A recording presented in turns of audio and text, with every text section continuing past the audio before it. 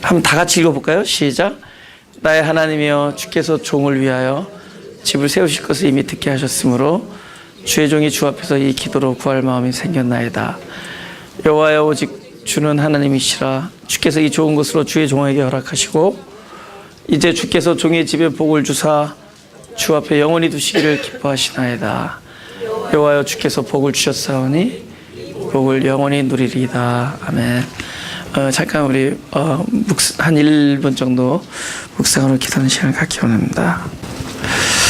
우리 사람이 어떻게 지어졌냐 하면은 하나님으로부터 나온 것은 영원하고 우리가 가지고 있는 것으로 출발하는 것은 영원하지 않다라는 것을 누구나 알고 있습니다. 그 알고 있는 거 어떻게 알 수 있냐면은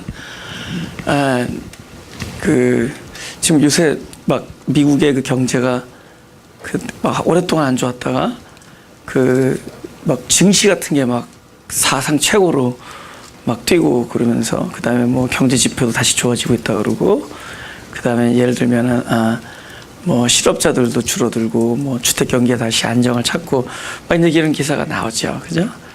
근데 그런 기사 아무리 나와도 자기 가게 매출이 떨어지면은 막 불안해하죠, 그죠? 불안해합니다. 근데 매출이 막 잘 되는데 또 신문을 봤더니 국가 경제가 안 좋다. 그래도 불안해하죠. 그렇죠? 매출이 좋고 국가 경제가 좋다. 갑자기 턱하니 생각나는 게 우리 자녀들 생각이 나는 거예요. 그죠? 우리 자녀들은 지금 잘 지내고 있을까? 그죠? 학교에서는 잘 지내고 있나? 근데 이 자녀도 아주 건강하게 잘 자라고 있고 개인 매출도 좋고 국가 경제도 좋은데 갑자기 이 배우자가 이게 속을 썩이기 시작합니다. 그죠? 하여튼 끝이 없어요. 또 아니면 모든 게 다 좋은데 뭐 건강에 문제가 있다든지 그러면서 늘 이렇게 안정을 취할 줄 모르고 불안해하는 요인을 먼저 발견하게 됩니다. 그래서 안심하기보다는 늘 염려해야 되고 걱정해야 된다. 그걸 뭘 알고 있냐? 사람으로부터 출발한 것이 우리에게 영원한 이렇게 보장을 줄 수 없다는 것을 우리가 존재적으로 알고 있기 때문에 그렇습니다. 존재적으로 알고 있다. 그래서 우리는 늘 불안해할 수밖에 없고 우리는 한 번도 하나님에 대해서 불안해하거나 하나님을 염려해 본 적은 없습니다. 그렇죠? 여기 이렇게 경기가 안 좋은데 혹시 하나님이 나에게 베푸시는 데 있어서 하나님도 혹시 주머니가 불경기가 아닌가 이런 게 걱정을 안 하죠. 그렇죠? 뭐 하나님이 요즘엔 연세가 들어서 혹시 나한테 약속한 거 깜빡하시는 거 아닌가 이런 걱정은 안 합니다. 그죠? 우리는 하나님에서 절대적인 그분에 대해서만큼은 우리는 염려를 합니다. 혹시 하나님이 이렇게 속썩이는 우리들 때문에 혹시 요즘 하나님 건강이 좀 좋지는 않으신가? 그죠? 하나님이 또 이렇게 연세가 드셔서 지금 혹시 몸에 또 이상이 온가 이런 걱정 안 해요. 우리는 하나님에 대해서만큼은 절대적인 신뢰를 갖고 있습니다.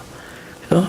우리는 우리 자신을 신뢰하는 것 같으면서도 존재적으로 내가 누군지를 알아요. 내가 누군지를 안다. 그죠? 나로부터 출발되는 것은 결국에는 제한적이다라는 걸 압니다. 그렇죠? 그렇게 아는데도 불구하고 우리의 어떤 기본적인 디자이어 안에는 무엇인가가 내가 주체가 되겠다라는 그런 아주 본능적인 그런 욕구가 있습니다. 모든 일에 대하여. 근데 이 세계, 이 하나님의 세계는 그분만이 하실 수가 있어요. 하나님이 세계에서 나오는 모든 아름다운 것들, 저 섬긴다든가 남을 용서한다든가 사랑을 한다든가 헌신을 한다든가 이런 것은 이거는 철저히 하나님으로 출발을 해야 되는 겁니다. 우리가 할 수 있는 일들이 아닙니다. 그죠? 우리는 늘 성경을 통해서 사랑하라는 어떤 명령을 듣기도 하고 용서하라는 주문을 받기도 합니다. 그러나 그 사랑과 용서와 섬김 이 모든 이런 단어들이 우리로부터는 출발할 수 없다는 것을 우리 자신이 안다. 그죠? 제가 그 예수를 믿고 그러니까 예를 들면 더 주님을 섬기고 주님의 은혜를 깨닫고 점점 그러면서 점점 삶이 그래도 아직도 이기적이라고 얘기했지만 조금 이렇게 이타적인 대로 이렇게 좀 변하고 있죠, 그죠? 그래서 남에게 베푸는 사랑, 내가 좀 희생하는 사랑. 그러면서도 어느 날 보면은 결국 그 끝을 가만 보니까 자기 사랑이라. 자기 사랑이에요. 어떨 땐 어느 정도까지 나를 사랑하느냐? 남을 사랑하고 있는 그 자신을 사랑하고 있어요. 이타적인 사랑을 펼치고 있는 그 모습을 사랑하고 있고, 그러니까 내 모습이 이렇게 돼야지만이 된다라는 생각에 결국 근본적인 동기는 내가 나를 사랑하는 거예요. 그러니까 절대로 이웃을 내 몸과 같이 사랑하는 것이 나로부터는 출발될 수 없다는 것을 문득문득 발견하곤 합니다. 용서, 과연 우리가 용서할 수 있을까? 그죠? 과연 우리가 진심으로 다른 사람을 나보다 귀하게 여기고 진심으로 내 자신을 그죠? 이렇게 낮추고 비워서 종의 형체를 가져 그리스도가 이 땅에 오신 것처럼 우리가 그렇게 남을 섬길 수가 있을까? 과연 내 몸을 그렇죠? 타인을 위하여 던질 수가 있을까? 과연 이렇게 헌신을 할 수가 있을까? 이 모든 것을 생각해 보면은 그런 오로지 하나님으로부터만 출발될 수 있는 종류의 것들이다 라는 걸 알게 됩니다. 지금 이 배경은 무엇이냐? 다윗이 이쯤 되면은 굉장히 괜찮은 시점이 됐습니다. 그죠? 이렇게 남북도 딱 이렇게 통일하고, 그죠? 이스라엘, 그죠? 또 그 유다, 그 다음에 이제 블레셋도 어느 정도 이게 제압하고, 그죠? 또 어떤 왕권도 굉장히 이렇게 탄탄해졌고, 지금 이제 일종의 그 다윗이 그 전에 얼마나 고생했어요. 그죠? 그 장인한테 쫓겨서 막 도망다니고, 이런 것들도 다 이렇게 평정되고, 그 제일 기쁜 일은 최근에 정언한 거죠. 그 하나님의 법궤를 도로 찾아온 겁니다. 그죠? 블레셋 진영에서. 굉장히 지금 실이 날 때입니다. 그죠? 근데 가만 보니까 내가 이렇게 왕궁을 걸리다 보니까 나는 참 이 백향목 나무로 만든 이런 궁궐에서 편하게 쉬고 있는데, 아니, 우리 하나님은 저기 천막 안에, 그죠? 회막 안에서 거하고 계신다. 그러니까 이 다윗이 마음이 별로 하나님 앞에 미안했습니다. 그죠? 다윗이 하나님한테 미안해가지고 꼭 누구를 부르느냐? 나단 선지자를 불러서 얘기를 합니다. 그죠? 본인은 지금 이런 백향목 궁 안에 거하는데 하나님은 지금 천막 밑에 있습니다. 나로 하여금 하나님을 위하여, 그죠? 성전을 지을 수 있게 기도 좀 하십시오. 그러니까 성전을 짓기를 원합니다. 라고 합니다. 그러니까 하나님을 위하여 집을 짓겠다고 말씀하십니다. 그렇죠? 근데 그리고 그렇게 말을 했을 때 누가 제일 깜짝 놀랐고 누가 제일 거기에 그 격려 이렇게 기뻤느냐? 그 말을 듣는 나단 그 선지자가 되게 기뻤죠. 그렇죠? 나단이 그 말을 듣고 기쁠 수밖에 없는 것은, 여러분, 제가 좀 12년 반 동안 이제 마가교회 사역을 하는데 거의 대부분의 그것이 그거잖아요. 그죠? 갑자기 뭐 생긴 문제, 갑자기 어려워진 일, 갑자기 고난 당하는 일, 그리고 저에게 이런 기도를 함께 부탁합니다. 뭐 이런 문제들은 이제 많이 만나게 되지만, 근데 진짜로 와가지고 어떤 분이 뭐 예를 들면 뭐 기도를 하나 삽시다 그러면 뭐 예를 들면은 뭐 그런 그것도 목사님 기도해서 교인들을 헌금 걷자 이런 게 아니라, 내가 예를 뭐 재산을 팔아가지고 내가 뭐 교회 수양관을 하나 뭐 사겠습니다. 그러면 그날 얼마나 그죠? 기쁠 거예요, 그죠? 하나님이 드디어 이제는 이렇게 또 그동안에 고생한 것에 대해서 하나님께서 이렇게 페이백을 해주시구나. 뭐 이런 생각도 들고, 참 보람 있다. 역시 아무 일도 안 일어난 것이 아니구나. 뭐 이런 생각할 거 아니에요. 네? 이런 식의 얘기를 하니까 그 나단 선지자가 생각해 볼 겨를도 없이 그냥 왕께서 마음에 둔 바를 행하십시오. 딱 얘기합니다. 그렇죠? 뭐 기도해보고 결정하자 이런 얘기 안 하죠. 왜냐면 요즘 교인들이 알죠. 기도해보고 합시다는 게 점잖은 거절이라는 걸 다 알고 있죠. 그러니까 그 왕께서 마음에 있는 바를 행하십시오 하고 딱 집에 들어갔는데 집에서 성경에 안 났지만 하나님께서 뒤통수 한 대 치는 거죠. 왜 나도 대답하는데 네가 대답하냐는 거죠. 그죠? 하나님께서 나단한테 얘기를 하는 겁니다. 그죠? 다윗에게 얘기하라. 건축할 수 없다. 너는 건축하지 말라. 이렇게 하나님께서 거절하는 겁니다. 우리의 모처럼만의 하나님 앞에서 우리의 기특한 우리의 요청, 하나님을 기쁘게 했다라는 어떤 이런 깊은 요청을 하나님께서 거절하십니다. 그러면서 하나님께서 말씀하시는 겁니다. 역대상 17장 9절에서 10절을 보겠습니다. 역대상 17장 9절에서 10절. 우리 다 같이 한번 읽어볼까요? 시작. 내가 또 내 백성 이스라엘 위하여 한 곳을 정하여 저희를 심고 저희로 자기 곳에 거하여 다시는 옮기지 않게 하며 악한 유로 전과 같이 저희를 해하지 못하게 하여 전에 내가 사사를 명하여 내 백성 이스라엘을 다스린 때와 같지 않게 하고 또 모든 대적으로 내게 복종하게 하리라. 또 내게 이르노니 너가 너를 위하여 집을 세울지라. 지금 하나님께서는 이렇게 말씀하십니다. 네가 나를 위하여 집을 세우는 것이 아니라 내가 너를 위하여 집을 세운다. 우리가 모처럼 만에 이제 기특한 얘기를 했는데 하나님께서는 거꾸로 합니다. 네가 나를 위하여 집을 세우는 것이 아니라 지금 내가 너를 위하여 집을 세운다. 그러니까 하나님께서 하신 말씀이 이런 거예요. 내가 너를 위해서 한다. 너를 통하여 한다. 네가 하는 것이 아니라 내가 너를 통하여 하는 것이다. 그러니까 신앙은 무엇이냐? 내가 하나님을 위해서 하는 게 아니라 하나님이 나를 통하여 하시는 겁니다. 그럼 내가 하나님을 위하여가 아니라 하나님이 나를 위하여 나를 통하여 일을 하십니다. 하나님이 나를 위해 하시는 분이고 내가 하는 것이 아니라 하나님이 하시는 것이고 단지 나를 통하여 하시는 겁니다. 그러니까 우리가 일하는 일의 정의는 무엇이냐?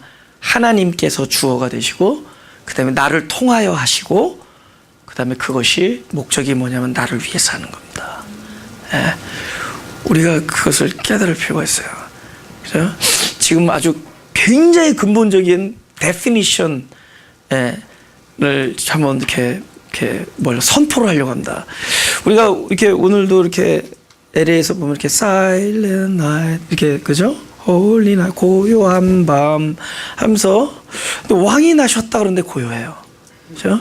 지금 막 만델라 그 대통령 중 돌아가셨다고 온 세계가 막 가가지고 막 추모 예배 거기서 막 이렇게 예배드리 막 모이고 그랬잖아요. 그죠?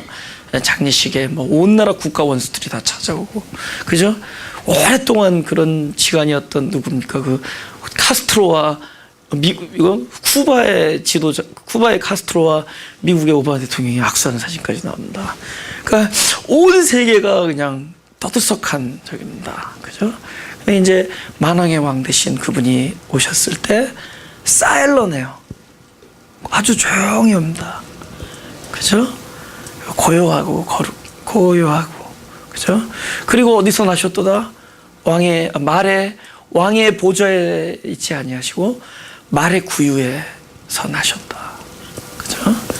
거할 곳이 없어서. 사람이 지은 곳에 거하지 아니한다 그러죠. 사도행전에. 하나님은 사람이 지은 곳에 거하지 아니해요. 그래서 사람이 지은 곳에 거해. 그래서 여관도 자리가 없다고 하는 겁니다. 그죠? 사람이 지은 곳에 거하지 아니하고. 그죠? 그분은 인생 내내 당신의 머리 둘 곳을 찾죠. 인자가 머리 둘 곳이 없도다. 결국에는 찾았어요. 요한의 머리가 베어지고 그 율법의 머리가 베어지고 그곳에 당신의 머리가 들어오면서 교회가 생깁니다. 우리의 머리가 우리 옛사람이 잘려지고 이곳에 그분이 머리를 인자가 머리 둘 곳이 생긴 겁니다. 그렇죠? 인자가 머리 둘 곳이 생긴 거야. 이제 여기에 나의 머리에 그분의 머리가 오셔서 이제 하나의 생명으로 연합되죠. 새 생명으로. 그분이 사일런하게 오는 거예요. 이거는 뭐냐? 세계가 다른 거예요. 세계가. 우리가 이 땅에 살면서 세계가 다른 겁니다. 한쪽에서는 왕은 통치하고 지배하고 그죠? 남을 통솔하고 남을 컨트롤하는 데죠. 그죠? 그러나 이쪽의 세계는 왕이 오셨지만은 그들의 양식이 되기 위하여 말이 먹는 그 구유에 옵니다. 그죠? 그분이 우리에게 떡이 되기 위하여 떡집이라고 이름하는 베들레헴에 오는 겁니다. 그죠? 떡집이 그 베이트 리함, 그래서 그 떡의 집이라는 뜻입니다. 그 베들레헴이라는 것이. 그래서 우리의 떡이 되기 위하여, 우리의 양식이 되기 위하여, 그죠? 우리를 섬기기 위하여 종의 모습으로 오고, 그분은 조용하게 오는 겁니다. 그분은 십자가에 우리를 위하여 목숨을 대속하기 위해서 온 거예요. 그곳의 왕은 그저 통치하는 왕이 아니라 섬기는 왕이고, 그쪽의 왕은 무조건 우리 죄인들을 위하여 당신의 목숨을 그냥 초계같이 버리는 왕이고, 피를 흘려서 우리를 용서하시는 왕이고, 나를 사랑하시는 왕이고, 그죠? 그곳은 남을 이렇게 막 컨트롤하고 그러는 것이 아니라 당신의 십자가 위에서 당신에게 행해지는 모든 일들을 그대로 받아들이기 위해서 오시는 왕입니다. 이 세계가 다른 거예요. 예. 제가 소위 우리가 복음이라는 얘기를 하죠. 이 복음을 통해서 제가 전하는 그 내용은 결국 이 다른 세계의 얘기들이에요. 다른 세계의 얘기들. 이곳에서는 무엇이냐? 사랑. 우리는 사랑을 역동적으로 생각하죠. 그렇죠? 하나님이 나를 사랑했으니까 나도 그 사랑으로 나도 남들을 사랑하고 또 하나님을 사랑해드리자. 하나님이 나에게 능력을 줬으니 그 능력으로 하나님께 되돌려드리고 사람들에게 베풀자. 우리는 내가 사랑을 할 수 있다고 생각하고 내가 용서할 수 있다고 생각해요. 그래서 사랑을 해야 된다고 생각하고 용서를 해야 된다고 생각하고 남을 섬겨야 된다고 생각합니다. 그거는 먼저 우리가 발을 붙이고 태어난 세상의 이야기입니다. 근데 이 세상의 이야기는 소위 말하는 복음 안의 세상 이야기는 전혀 다른 종류의 얘기입니다. 누가복음 10장 27절에서 29절을 보겠습니다. 대답하여 가로되 내 마음을 다하며 목숨을 다하며 힘을 다하며 뜻을 다하여 너희 아닌 하나님을 사랑하고 또 네 이웃을 네 몸과 같이 사랑하라 하였나이다. 지금 영생에 관해서 물어보았을 때, 그죠? 한번 얘가 성경에 뭐라고 써있냐 했더니 하나님을 사랑하는데 목숨을 다해서 사랑합니다. 힘을 다해서. 그 다음에 이웃을 내 몸과 같이 사랑. 그 예수께서 이르시되 대답이 옳구나. 이를 행하라 그러면 살리라 하시니 29절 다 같이 읽어보죠. 시작. 이 사람이 자기를 옳게 보이려고 예수께 여짜오되 그럼 내 이웃이 누구니까? 과연 내 몸같이 이웃을 사랑할 수 있는 사람이 있겠는가? 이웃을 내 몸같이 사랑할 수 있겠는가? 그러면 없다면 이웃을 내 몸같이 사랑할 수 있는 분은 누군가? 누구시죠? 예수님 그리스도 한 분이죠. 그죠? 그러니까 이 사마리아인 비유는 예수님도 이렇게 사랑했으니까 너도 이렇게 사랑하라 이렇게 보지 말고, 그건 이제 초등학교 교과서는 그렇게 그릴 수 있습니다. 그죠? 그죠? 초등학교 교과서는 그 착한 사람 일 해놓고 너도 그렇게 살아 이러면 이건 초등학교 교과서죠. 그죠? 초등학교 교과서는 그죠? 야, 술을 먹어도 점잖게 먹지고 옷을 벗느냐 이렇게 나오는 거죠. 그죠? 그러니까 가리는 애들은 축복받고, 그쵸? 그거 가지고 막 얘기하는 저주받다. 뭐 이렇게 이거 뭐 윤리 시간에나 얘기할 수 있는 거죠. 그러니까 그 노아의 벗음에 대한 얘기를 그죠? 그렇게 얘기할 수는 없다는 거죠. 그죠? 노아에게 왜 벗었는가? 노아가 벗은 건 뭔가에 대한 생각. 그죠? 그 마찬가지죠. 여기서 영생에 관한 문제. 그래서 영생에 대한 어떤 구체적인 대답은 사랑이다.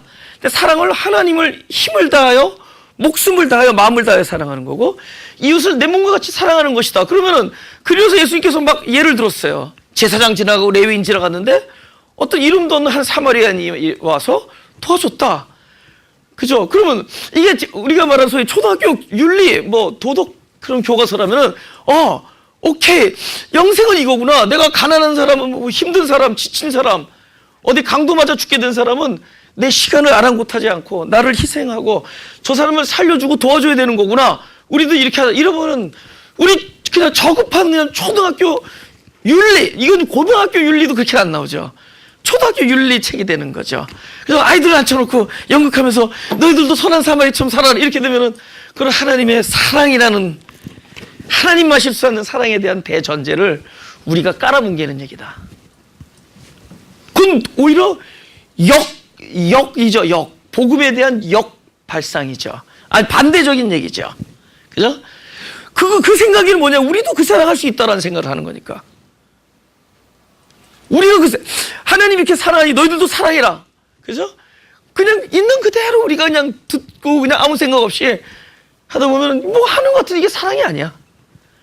자꾸 뭘 사랑하는데, 이웃을 사랑하는데 사랑하는 모양은 있는데 그 안에 사랑하는 실체가 없어요. 그 대상이 이웃이 아니라 나였던 거고 나만을 사랑했던 거예요. 어쩌면 이웃을 사랑하고 있는 모습을 사랑하는 거야. 내가 이웃을 사랑하고 있는 자기 자신을 사랑하는. 네. 첫째는 남들이 칭찬해주는 자기를 사랑해. 조금 도가 좀 올라가면은 남들이 칭찬 안 해도 좋아. 이웃을 사랑하고 있는, 그러나 아직도 자기 사랑의 범주에서 넘어가지 않는 것이다. 그 근본적인 원인은 뭐냐? 우리가 하나님과 같다고 생각하기 때문에. 할 수 있다고 생각하기 때문에. 근데 성경은 처음부터 끝까지 뭐냐, 너라는 존재는 그분이 와서 중생의 빛이 우리에게 비추어지지 않으면 우리의 실존은 흑암과 공허와 혼돈이다라는 걸 알려주는 겁니다. 이스라엘 역사는 사람의 우리 실존은 흑암과 공허와 혼돈이다. 그래서 흑암에는 빛을, 공허에는 하나님의 충만을, 무한을, 혼돈에는 하나님의 지혜와 하늘나라의 뜻을, 끊임없이 그것에 대한 우리의 실존에 대한 하나님의 반응, 우리의 등장에 대해서 하나님께서 그곳에 당신을 나타내 주신 것, 이것이 구원이었습니다. 근데 우리가 사랑을 할 수 있다고 생각하는 거야. 그러니까 선한 사마리아인처럼 이 사람은 어떤 이웃을 찾죠? 내 그 이웃, 자기 몸처럼 사랑할 이웃을 찾습니다. 네, 예수님은 자기 몸처럼 사랑할 수 있는 주체는 주님밖에 안 계시죠. 그러니 내가 내 몸처럼 사랑할 이웃을 찾지 말고 사실은 주님이 내 몸처럼 사랑하는 그 이웃이 되는 게 먼저입니다. 주님의 이웃이 되는 게 먼저예요. 왜냐하면 내 몸처럼 사랑할 수 있는 이웃, 그분은 주님밖에 안 계세요. 그러니까 내가 먼저 어디서부터 출발해야 되느냐? 주님이 내 몸처럼 사랑하려고 하는 그 이웃이, 그러니까 내가 남을 사랑해 줄 이웃을 찾기 전에 바로 그 이웃이 되는 문제입니다. 다른 말로 말하면은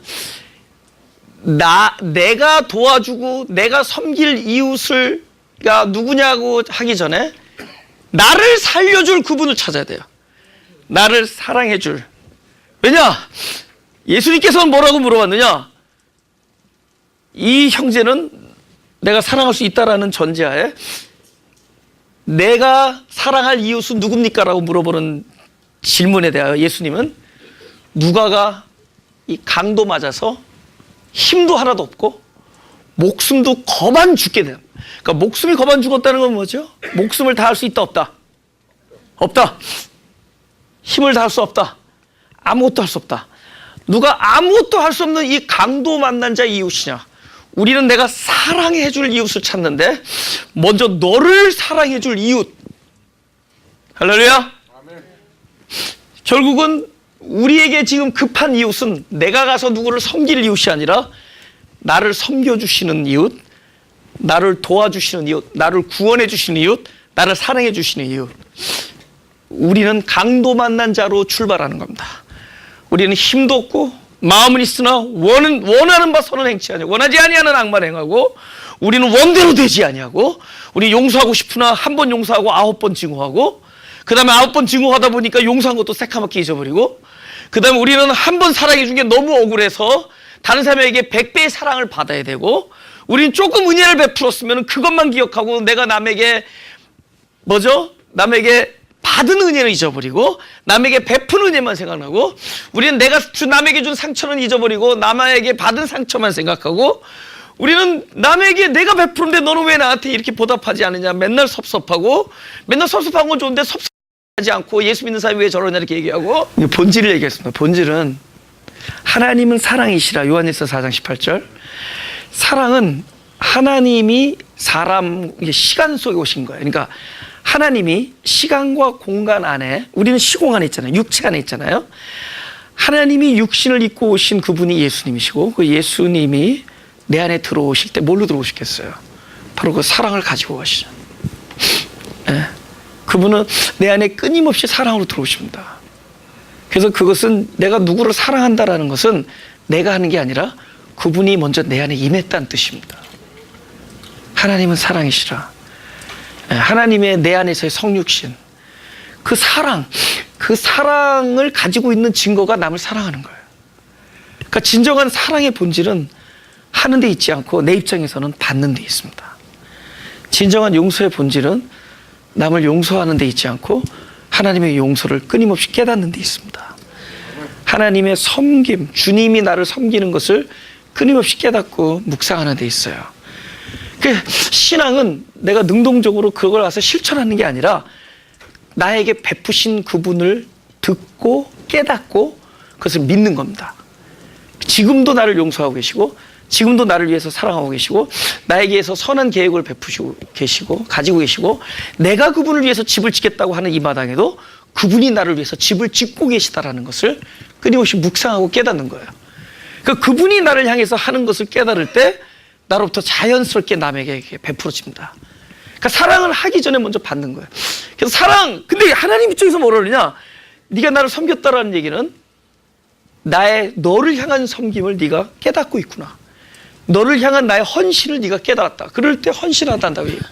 너를 향한 나의 사랑을 네가 알고 있기 때문에 네가 나를 사랑한다, 이렇게 얘기합니다. 하나님은 그러시다는 거예요. 당신의 사랑을 깨닫는 사람을 부르다가 네가 나를 사랑하는 거예요. 당신이 나를 용서하시는 거를 잘 깨달은 사람을 데려다가 난 너의 용서를 귀하게 여긴다. 할렐루야. 당신의 섬김을 깨닫는 자, 당신의 섬김을 묵상하는 자, 그분의 섬김을 끊임없이 문득문득 발견하는 자, 그것을 기억하는 자에게 네가 나를 섬긴다라고 이야기하십니다. 도대체 과연 섬김을 우리의 입장에서 출발이 될 것인가? 용서가 될 것인가? 사랑이 될 것인가? 이건 철저히 그분으로부터 출발되는.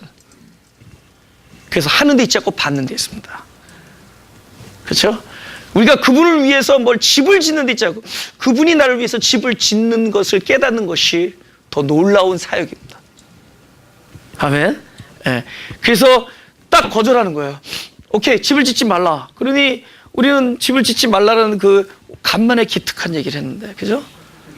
그럼 얼마나 상처가 되겠습니까? 근데 그거에 대하여 하나님께서 이 다윗을 어떻게 이렇게 이야기를 하십니다. 그죠? 너는 다윗에게 가서 나의 집을 위하여, 나를 위하여 집을 짓는 것을 중단하라. 하지 말라 그래라.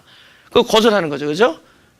그러니 나단이 나단이 약간 나단 선지자가 좀 이렇게 좀 경험이 있는 목회자였으면은 아무리 좋은 거라도 항상 기도해보고 결정하죠. 그랬으면 이런 일이 없었죠. 그죠? 근데 왕의 마음에 든 걸 행하소서 했으니까 이제 가서 이제 딱 구구절절히 다 얘기를 했는데 하나님께서 나단의 입에다 집어넣어준다. 너는 다윗에게 가서 이 얘기를 해라. 근데 그 얘기가 어떻게 풀어지는 거냐? 이것이 바로 오늘날 주님을 위해서 살겠다고, 하나님을 위해서 무엇인가를 해드리겠다고 우리가 마음먹은 우리들에게 하나님께서 그 제안을 거절하시면서, 그죠? 벌써 말씀을 통하여 우리 각자에게 주시는 말씀 안에 하나님의 놀라운 선물, 그러니까 우리 생각을 뛰어넘는, 상상을 뛰어넘는 놀라운 계획을 발견하는 주가 될 겁니다. 할렐루야? 그것이 이번 주와 다음 주에 분량입니다. 그러면 역대상 17장 7절에서 8절 읽겠습니다. 지금 연하여 내 종 다윗에게, 앞에는 뭐라고 얘기했냐? 거절한 겁니다. 그 다음에 거절했지만 얘기하는 거예요. 연하여 내 종 다윗에게 이처럼 말하라. 만군의 여호와께서 이처럼 말씀하시기를, 내가 너를 목장 곧 양을 따르는 데서 취하여 내 백성 이스라엘의 주권자를 삼고, 이스라엘의 주권자로 만드신 것이 다윗의 능력이 아니라 하나님의 부르심과 선택하심과 하나님의 주권에 의해서 이루어진 거죠. 할렐루야. 저는 이 구절을 보면 눈물 나요. 사실은 진짜 눈물 나요. 왜냐하면 하나님께서는 우리를 치유하실 때, 우리에게 말씀을 주실 때, 이건 기도에서 할 수 있어요. 기도예요. 이게 전 사역이 왜 나를 위한 사역이라는 걸 어떻게 할 수 있냐? 사역자가 되면 자기를 위한 사역을 하게 됩니다. 하나님께서 나를 위해서 사역을 주시는 거예요. 내 입장에서는. 여러분들도 마찬가지예요. 오병이어라는 것은 다른 게 아니에요. 자기라는 실존이 주님의 손에 올려놓는. 오병이어는 내 실존이 주님의 손에 올려진 거야. 5천 명을 먹이에 내가 가지고 있는 건 고작 이거밖에 없어요. 근데 손이 올렸는데 누가 살았느냐? 바로 그 오병이어가 살아나요. 그죠? 바로 나라는 존재, 나라는 이 삶을 감당하기에, 이 가난이라는 문제를 해결하기에 내가 가지고 있는 요거밖에 안 돼. 물고기 2마리, 떡 5개밖에 안 되는 손을 딱 올렸는데 자기가 살아남으로 주님의 손 위에 올려진 그 하나가 살아남으로 다른 사람이 사는 겁니다. 그러니까 순서가 뭐냐? 내가 사는 걸로 다른 사람이 살아요. 내가 살면은 그 결과로 다른 사람이 사는 거야. 할렐루야? 그러니까 내가 보니까 이 사역이 나를 살리는 일이야. 하나님께서 그러는 거예요. 내가 너를 어떻게 구원했는지, 너를 어디서 너를 취하고, 내가 너를 어떻게 살려줬고, 내가 너를 어떻게, 저는 진짜 그런 고비를 넘긴 사람, 그죠? 저는 인생에 너무 어려운 어떤 고비가 있었는데, 너무 감사해요. 그죠? 하나님이 지금 생각하니까 그분의 임재가 있었다. 항상 내 삶에 오기에 항상 그분의 임재가 있었어요. 우리는 몰라요. 당대는 몰라. 제자들이 물고기나 잡으러 가자. 예수님 십자가 돌아가시고 그 디베랴 바닷가 그냥 허탈하게 갑니다. 밤새 고기를 잡는데 안 잡혀요. 근데 성경에 보면, 요한복음에 보면은 그 장면 속에 그들은 예수를 못 봤지만 예수님은 그들이 밤새 물고기 못 잡고 끙끙거리는 거를 보고 계십니다. 어쩜 우리 인생 어떤 한쪽 어귀에 그분은 이렇게 제자들을 바라보듯이 그분은 늘 임재하고 있다라는 거죠. 근데 그것은 나중에 알아요. 그분이 늘 임재했고, 그분이 늘 사망의 음침한 골짜기에 있었어도 나를 안위하시고, 나를 그죠? 지팡이와 막대기로 나를 보호해 주시고, 항상 내가 어디를 가든지 함께 계셨으며 나를 떠나지 아니했다는 것이 총체적 사실인 거예요. 그걸 당대에는 몰라요. 근데 그분은 늘 그걸 기억해 하는 거예요. 내가 어떻게. 여기는 아버지도, 자기 아버지 이세도 아들을 사무엘이 다 와서 딱 기도해보면 알잖아. 이건 아니구나. 이건 돌대가리고 다 알죠. 그죠? 이건 딱 앉아보면 알아요. 이게 돌인지 이게 아니지. 기름이 약간 안 나오는 거야. 딱. 심지어 제가 하여튼 그런 적도 있습니다. 여러분도 나한테 또 머리를 안 내밀지 모르는데 그걸 느낀 적이 있었대도 이거는 아니 그러니까 지금은 아닌데 그 돌 말고 딱 기도원에 옛날에 갔었는데 제가 갔는데 요새는 그런 기도 잘 안 해주는데 그때 나보고 막 내 뜨거울 때 나보고 누굴 데려와서 기도를 해달라는 거예요. 근데 기도를 하는데 그 성도들을 기도할 때와 어떤 그 사람을 기도할 때 달랐어요. 그때 그걸 느꼈어요. 그런데 뭐 그 선지자가 얼마나 그걸 알겠냐고, 그죠? 예. 근데 뭐 나 그런 거 없으니까 이제 와도 돼요, 그죠? 기도도 안 할 때는 손목 붙잡고 기도할 거니까.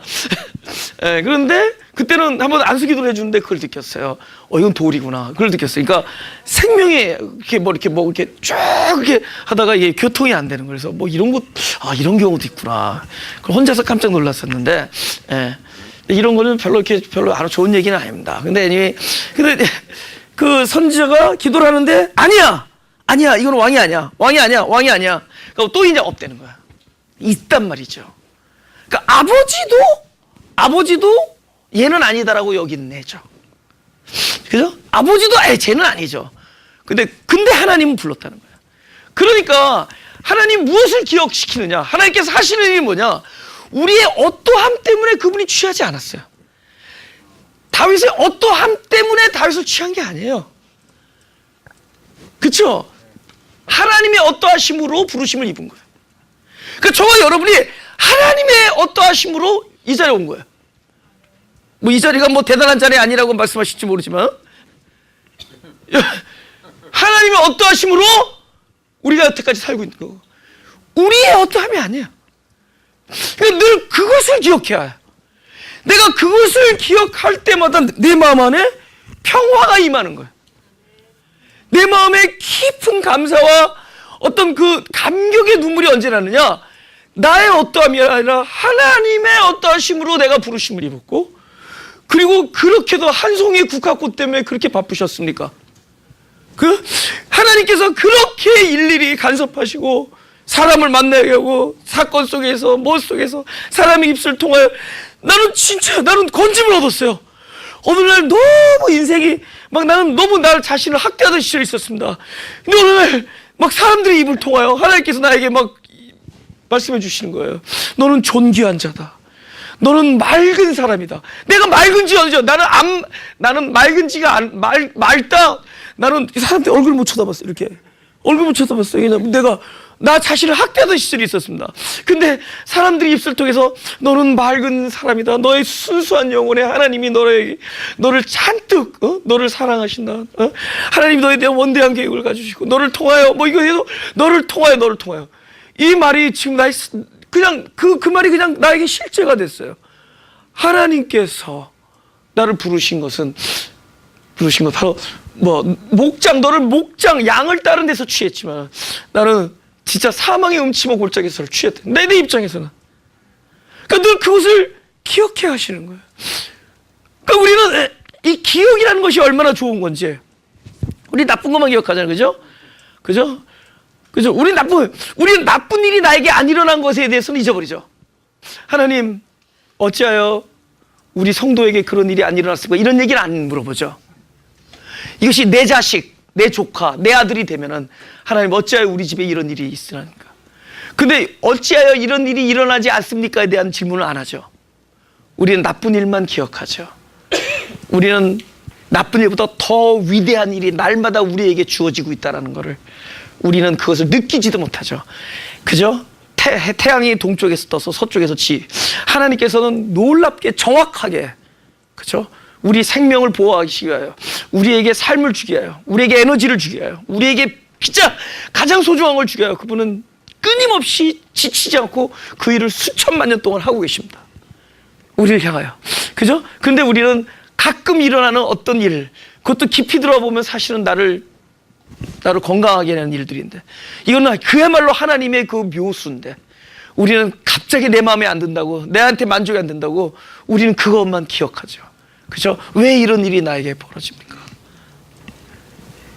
우리는 현재 내가 가지지 않는 것 때문에 불평하지만 사실 더 위대한 것을 가지고 있다는 것을 모르고 있죠.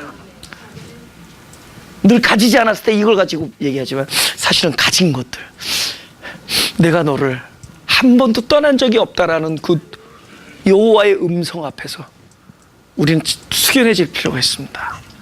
그렇죠?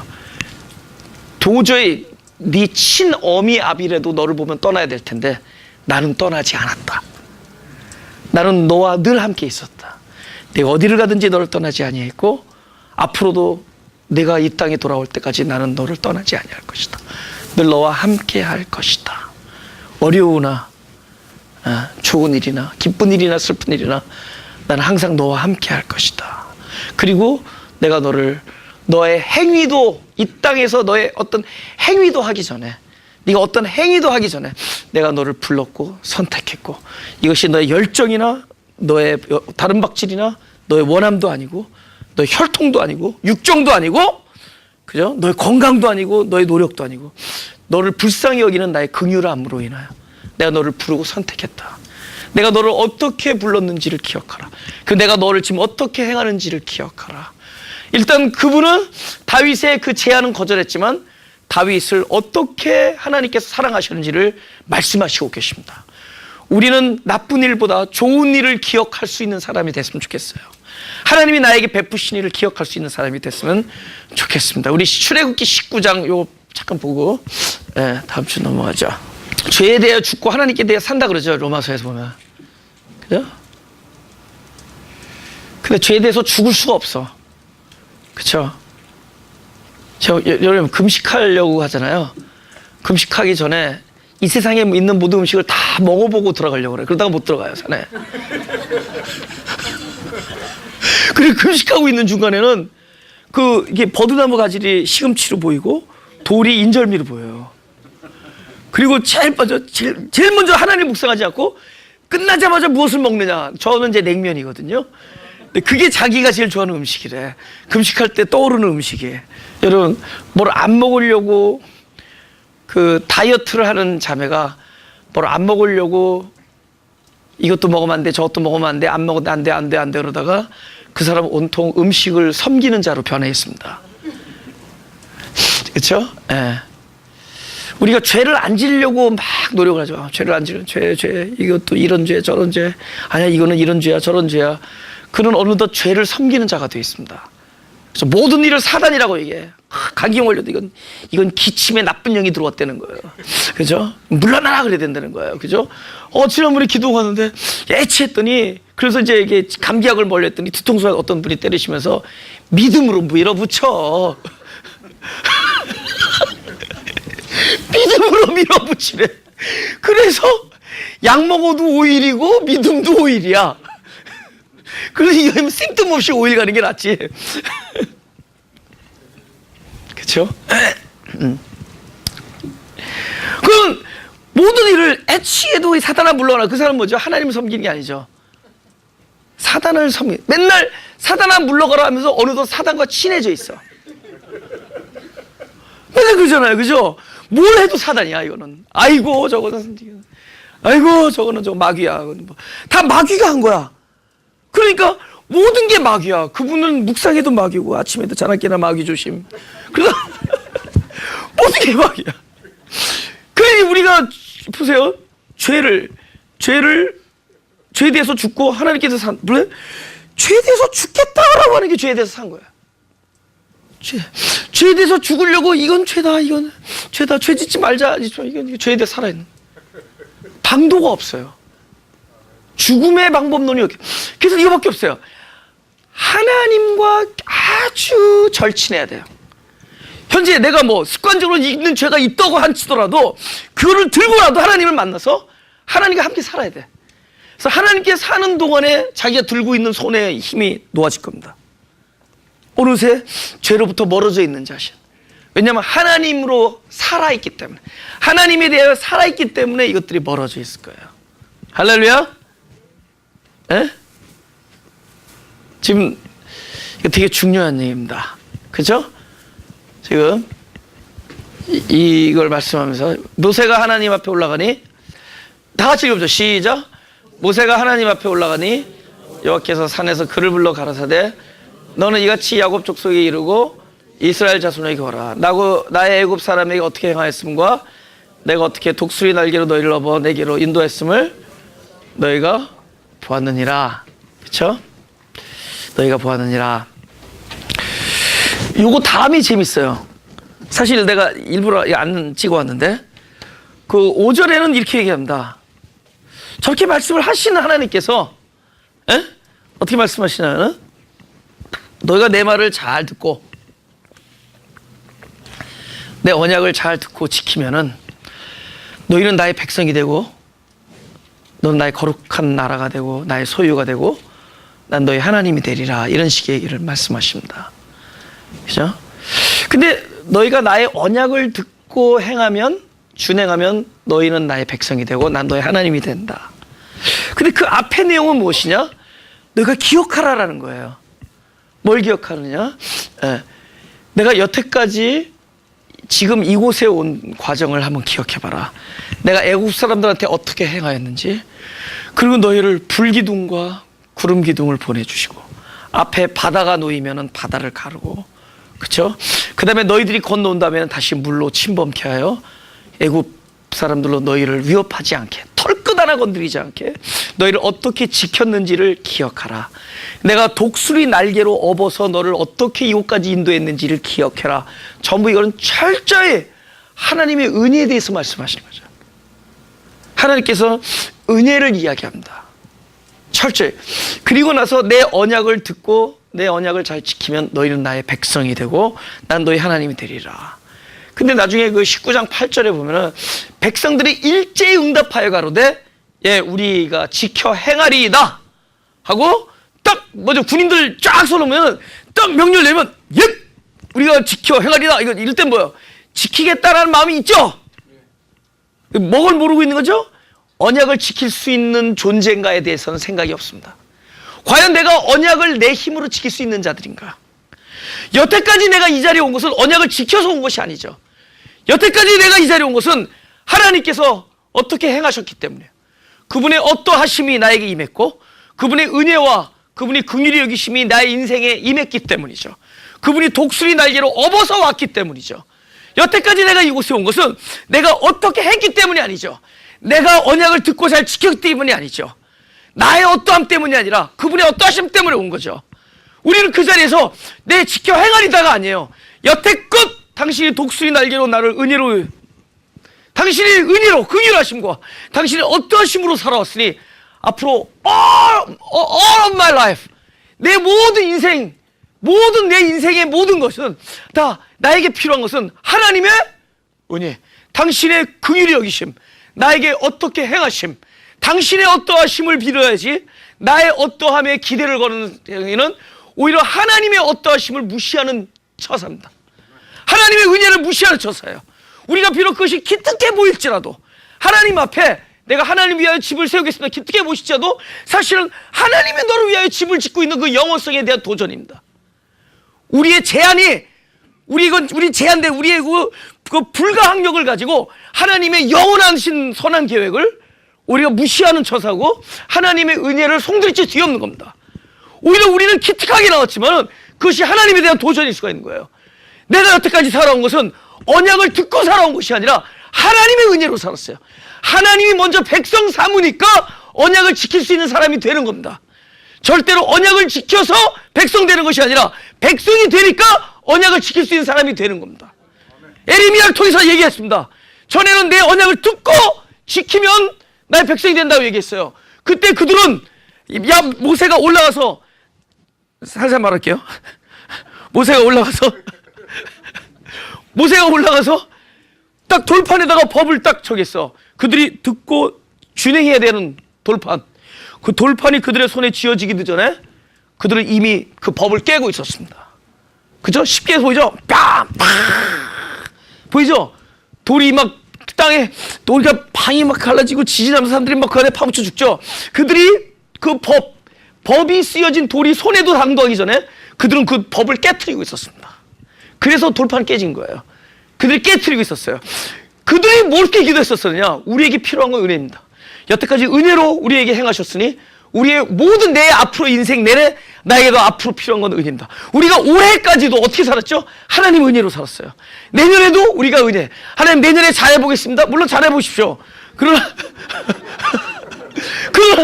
내년에도 우리가 필요한 건 은혜예요. 여태까지 은혜로 살았으면 내년에도 은혜가 필요한 거예요.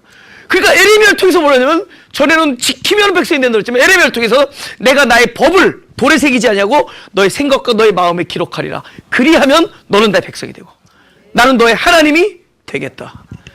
은혜예요. 네. 저기에게, 다윗에게, 거절한 다윗에게 제일 먼저 기억하라고 한 것은 네가 여태까지 이 자리에 온 것은 네가 나를 위해서 수고한 대가가 아니라 내가 너를 위하여 사랑을 베푼 대가다. 그렇죠? 저는 하나님이 기도 중에 그 은혜를 기억하게 할 때가 가장 아름다운, 그렇죠? 하나님이 내게 베풀어진 은혜를 기억할 때, 그거를 기억하면, 그러면 나에게 일어나는 악한 일을 능가해요. 나에게 일어나는 어떠한 일도 하나님이 나에게 베풀어 주신 그 은혜와 비교하면은 내가 어떤 악한 일도 하나님의 은혜를 능가할 수가 없습니다. 근데 그것이 특정한 사람이냐? 아니에요. 그것을 아직 깨우치지 못하기 때문에 그것을 깨우치게 하기 위해서 저를 이 자리에 부른 겁니다. 그걸 기억하라는 거예요.